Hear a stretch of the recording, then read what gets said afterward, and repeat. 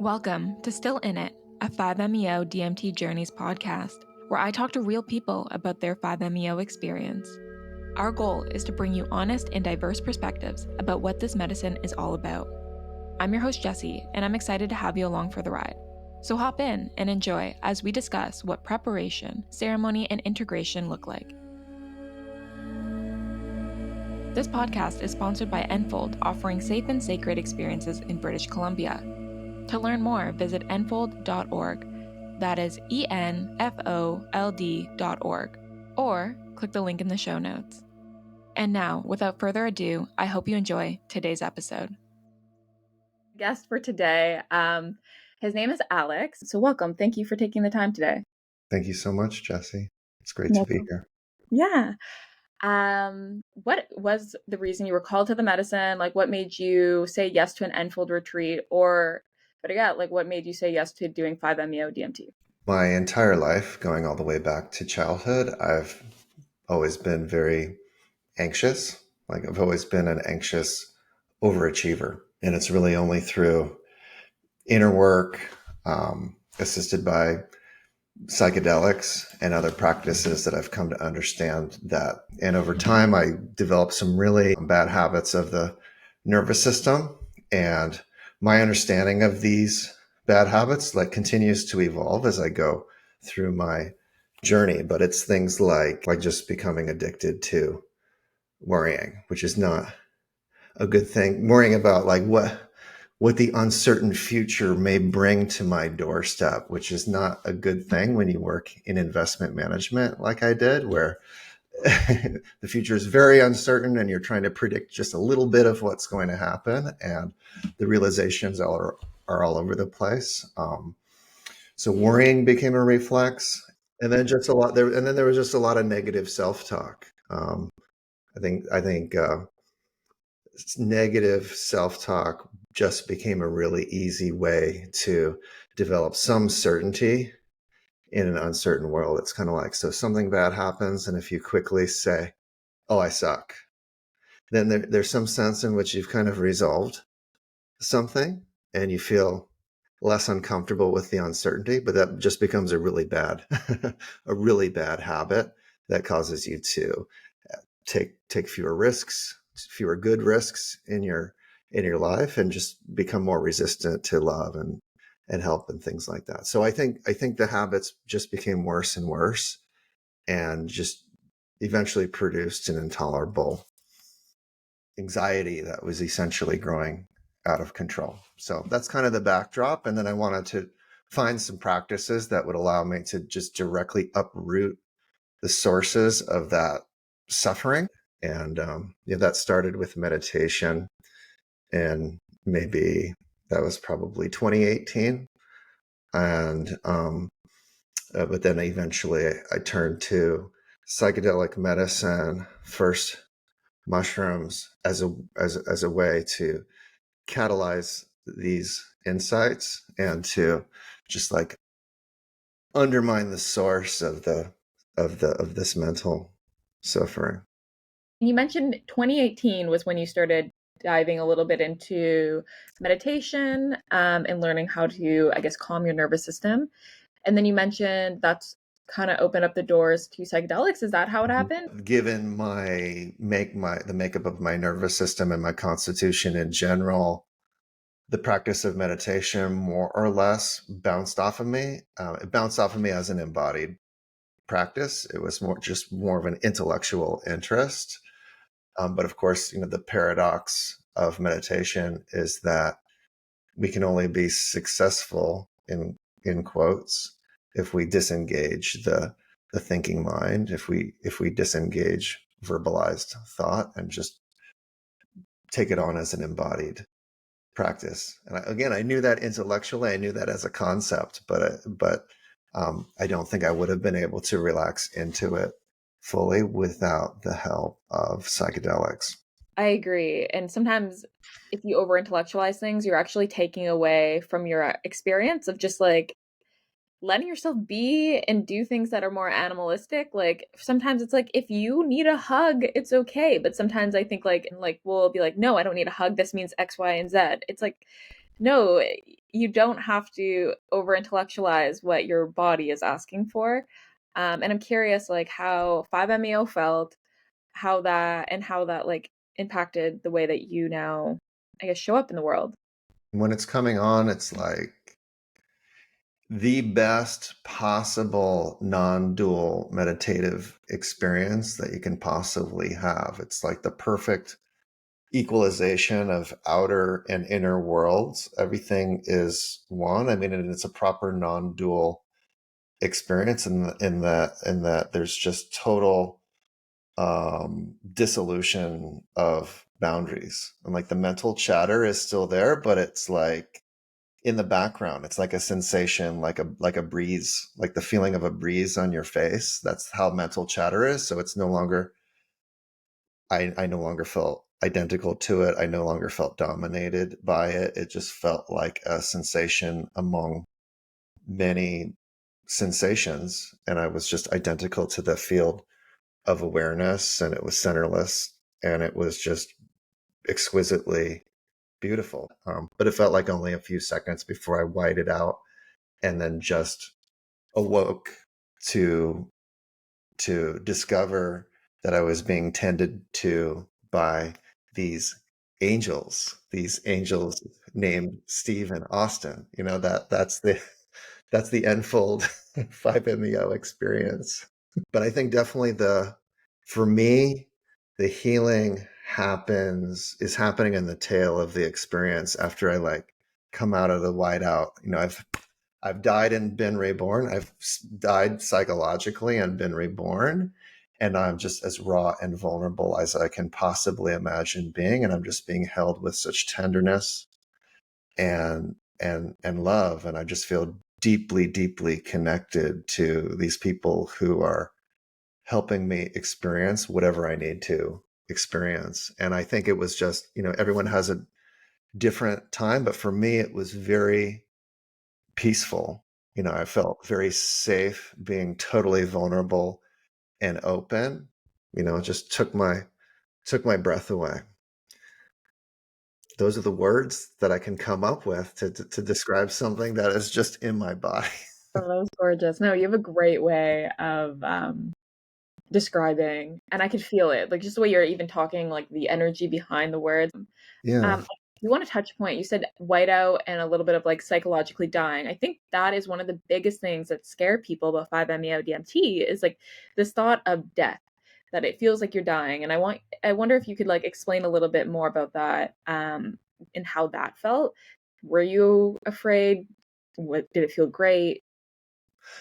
It felt ecstatic. It felt great. And I part of one of my intentions going into this work was an intention to deal with existential anxiety, the fear of annihilation. And I think 5-MeO is just a great way to do that. It's a great way to like ride a bike with training wheels. It's like you're going to experience annihilation just at the psychological level. You're going to be physically totally fine, but then you're going to have a hard reboot at the level of your psyche. And it's just what a gift of this medicine and the environment where it's being served, that is, not only is it not scary or panic provoking, but it was very peaceful and at times ecstatic. For me, it was a peaceful experience. When I try to explain to people that you feel like you're dying, I don't mean it in the way that we think of dying as like this horrific end to our life. It's like it feels so beautiful to finally return home. Yeah, it's a release. It's a release. Mhm. So like if someone asks me, are you afraid of dying? I at this point I would probably say I'm not afraid to dissolve into the universe and be no more, but I'm still terrified of all the attendant physical discomfort and and I'm scared. I'm anxious about the anticipatory anxiety of leading up to that moment, you know, so there's still a lot for me to work with Mhm, mhm. there, but just the lights going off, I no longer have a fear of the light switch being flipped. It's the bat of an eyelash how long we are on this planet, and Love that. it is absolutely the most precious Mhm. thing. And for me, medicine has helped to awaken those Yeah. feelings of the sacred and devotion to the sacred. And I think before medicine and inner work, I was closed off to that, really. I was playing a really, really small game. Mhm. And now I just feel like the field is so much wider than I used to. With 5-MeO, DMT, or like coming from Enfold, like what has been like a big theme in your life or something that you've now see the world completely different? I think one like real big change for me in my life is going from this process of hyper individuation, being achievement oriented, relentlessly seeking external validation, to changing my orientation to one where I want to maximize intimacy in all my relationships to other people, to animals, to the outside, to the world. That's a much different orientation. Like to me, that is the cash value of existence, is being aligned and connected to the other nervous systems in your environment and the other conscious creatures, really like broadly interpreted in my environment. Um, yeah, and I just noticed like all this subtle forms of resistance to connection that I used to have are now, they're either gone or I notice them more acutely. And that could be as simple as some subtle resistance to um, being vulnerable, even with your closest loved ones, where there's no reason to not feel totally safe. So it's interesting to notice things like that and to notice egoic impulses, to notice, when an ego function becomes an ego identity. And it's like when you have these medicine journeys and it doesn't stop that from happening. You just become more acutely aware of it when it does happen. You could call that mindfulness. And I think that's why integration is so critical, because when we're integrating the psychedelic experience, we're actually, what that means to me is we're developing practices of mindfulness that allow us to bring the most useful insights and experiences from the trip space into our everyday lives, where we and the people in our lives can benefit. You're mentioning here connection and how you felt resistance to connection, even with like your loved ones. And is that where your main now work is like understanding Yeah. perhaps how to connect better to self and therefore better to others? Or is it less to do with connection to self and more to do with connection to others? So my work right now, my personal work relates, I think, mostly to maximizing and promoting intimacy in relationships. And that starts with my closest loved ones and sort of radiates out from there. That is my current orientation after doing this work. And that's the practice for me, is training my heart to open and noticing my continual failures to do so. So again, it's like we don't bat 1,000, but we get better at noticing when we strike out. It's the combination of heightened sensitivity, becoming a more feeling, more sensitive person, combined with being a more mindful person. That's a really great blend, because you more fully experience life without being reactive.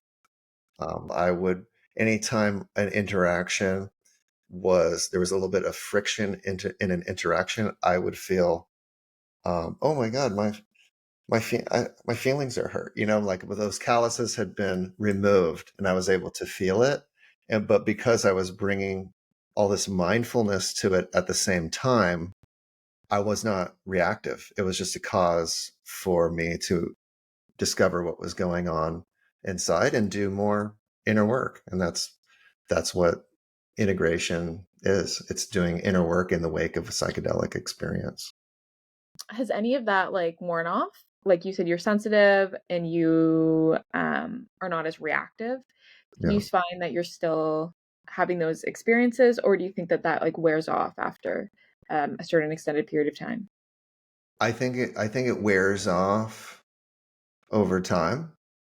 And the game of integration is to increase the half-life of that decay, to push that out as far as possible, which is something that I think is so great about Enfold, is providing a lot of materials, a lot of foundational materials to encourage people to develop um, practices, inner work practices, without being very prescriptive. Like if you want to meditate, if meditating feels right, do that. If breath work feels right, do that. Here are resources for that. If you want to read this beautiful David Whyte poem, do that. So it's not one size fits all. I think it's just an encouragement and a call to carve out time to continue the inner work. Because if you don't, the conditioning cycles take over. It's just the old habits will reassert themselves. And certainly that's the case over time. And I'm just trying to be mindful of that and push that process out. But I look forward to, um, at the appropriate time, having more doing more medicine work to kind of revisit some of those insights and to kind of start the clock over again. Yeah. Hopefully one day you can come back to Enfold. I would love to. I really would love to. What would you want somebody to know before they embark on a 5-MeO DMT journey, or even into the journey into psychedelics? Like, what is something that you think is imperative? I think I think the most important thing is to start to do inner work, by which I mean look inside, become introspective, examine the clockwork of the mind, discover practices that allow you to be embodied. Notice whether you're just completely in your head the whole time. What would it feel like if you were centered in your heart instead of your head? Read a beautiful piece of poetry and notice what it is evoking in at the bodily level.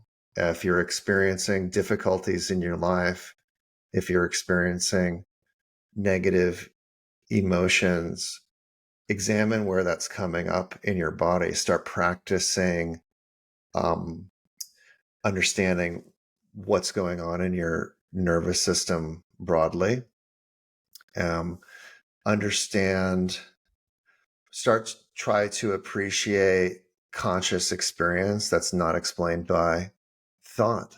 Have a walk in the park and contemplate the beauty of nature and notice that it cannot be put into words. Hug a child, hug a dog. Notice how intuitive it is for a dog to connect with you. Dogs are great teachers. They know, their little bodies know that they need connection. And so when you come home and they want to connect and they know how much they need, right? That appetite gets satiated and they go off and play. Um, think about what your needs might be for connection.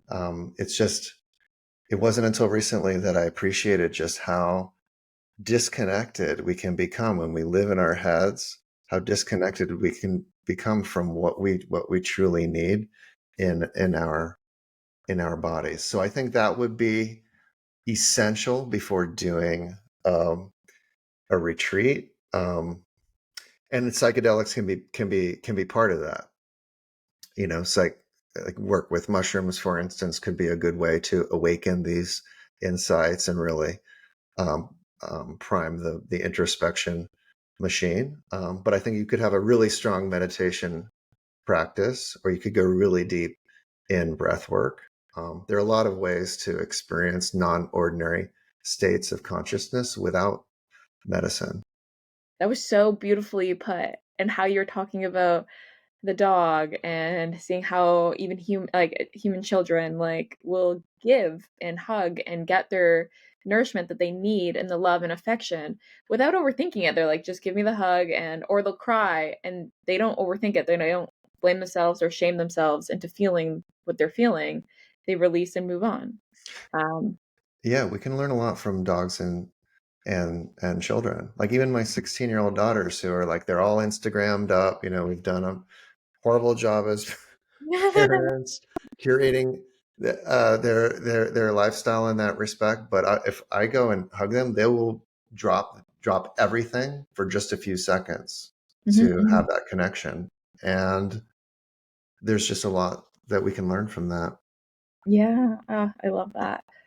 Yeah, thank you, Alex, and thank you again for coming on to the podcast. I really enjoyed this conversation. You are just like, you have a lot of euphemisms and you have like a lot of beautiful ways of using like metaphor, and the way that you say things, like it really hits on a different level. So I think you have a gift there.